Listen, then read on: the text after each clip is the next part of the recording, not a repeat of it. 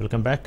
ఇక Delhi high court judge ఇంట్లో నోట్ల కట్టులు అనే ప్రధాన అంశాన్ని మనం ఆంధ్రజ్యోతి పేపర్లో చూడొచ్చు. తెలంగాణ తిరోగమనం హరీష్ రావు నిన్న కామెంట్ చేసిన అసెంబ్లీలో మాట్లాడిన తర్వాత ప్రెస్ మీట్లో మాట్లాడిన వ్యాఖ్యలను కూడా ఇక్కడ మెయిన్ హెడ్డింగ్ ఆంధ్రజ్యోతిలో మనం చూడొచ్చు. అభివృద్ధికి స్పీడ్ బ్రేకర్ల రేవంత్ పాలన, బడ్జెట్లో అంకెల గరడి తప్ప ఏమీ లేదు, జాబ్ క్యాలెండర్ కాదు జాబ్లెస్ క్యాలెండర్, ఏ గ్రామంలోనైనా రుణమాఫీ 100% అయిందా, మొహబ్బత్కి దుకాన్ కాదు నఫ్రత్గా మకాన్ అంటూ ఆయన తీవ్ర వ్యాఖ్యలు చేశారు. సీఎం ప్రతీకార రాజకీయాలతో క్షీణించిన రాబడి, ఎక్కలేని మాంద్యం తెలంగాణలోని ఎందుకు, మా హయాంలో అప్పు 4.22 లక్షల కోట్లే, గ్రామాల నుంచి మండలాలకు మేము రోడ్లు వేసాం, బడ్జెట్పై చర్చలో బీఆర్ఎస్ నేత హరీష్ రావు మాట్లాడిన వ్యాఖ్యలను ఇక్కడ ప్రధాన అంశంగా ఆంధ్రజ్యోతిలో మనం చూడొచ్చు. తెలంగాణ తిరోగమనం అనే హెడ్డింగ్ తోటి.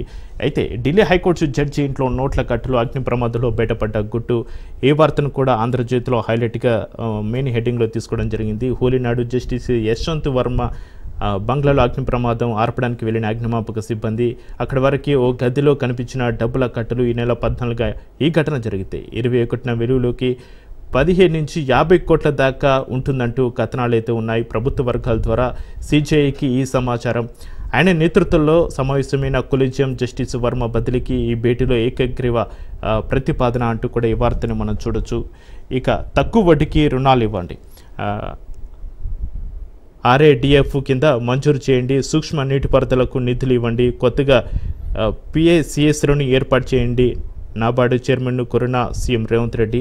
ఇక చెన్నై అఖిలపక్ష సమావేశానికి సీఎం పునర్విభజనపై స్టాలిన్ అధ్యక్షతన నేడు పలు పార్టీల భేటీ పాల్గొనున్న సీఎం, PCC చీఫ్, జేఏసీలో కాంగ్రెస్ కలిసి బీఆర్ఎస్ చెన్నై చేరిన కేటీఆర్ బృందం అంటూ ఈ వార్తను కూడా మనం ఆంధ్రజ్యోతిలో ప్రధాన అంశంగా చూడొచ్చు.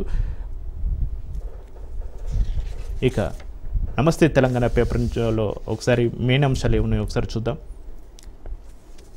వాలిన చేను కూలిన రైతు అంటూ మెయిన్ హెడ్డింగ్ తోటి నిన్న పడిన అకాల వర్షానికి పంట దెబ్బతిన్న రైతుల అంశాలను ఇక్కడ హైలైట్ చేయడం జరిగింది. 5 ఉమ్మడి జిల్లాలో అకాల వర్షం దెబ్బతిన్న పంటలు, ట్రాన్స్ఫార్మర్లు కాలిపోతున్నాయి, సాగర్ డేంజర్ బెల్స్, డెడ్ స్టోరేజ్కి చెరువులో నీటి మట్టం, వరద కాలువలకు ఆగిపోయిన నీళ్లు, నిలిచిపోయిన వరద కాలువ మోటార్లు, నీరు లేక బోసిపోతున్న ప్రధాన కాలువ, 30,000 ఎకరాల ఆయకట్టుపై నీలి నీడ, తీవ్ర ఆందోళనలో అన్నదాతలు, సిరిసిల్ల నుంచి విడుదల చేస్తేనే గట్టెక్కిది అంటూ కూడా సాగర్ డేంజర్ బెల్స్ అని కూడా ఇక్కడ వార్తను మనం చూడొచ్చు. అయితే